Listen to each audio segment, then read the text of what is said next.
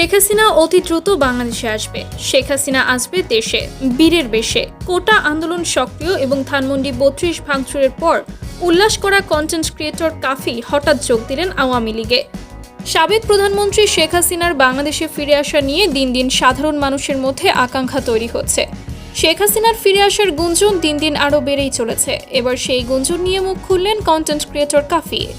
যে কাফি কোটা আন্দোলনে সক্রিয় ছিল এবং আওয়ামী লীগের বিপক্ষে একের পর এক কন্টেন্ট বানিয়েছিল, সেই কাফির মুখে এখন শেখ হাসিনার প্রশংসা।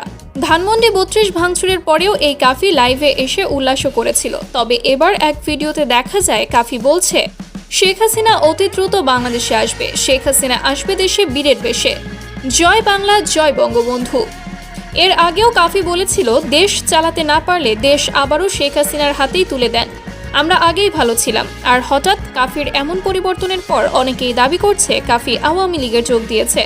বাংলাদেশের রাজনৈতিক ভবিষ্যতের কথা চিন্তা করে আগে থেকেই তার নিজের রাস্তা মাপছে সে। আর তাই তো কাফি এখন আওয়ামী লীগের গুণগানে ব্যস্ত।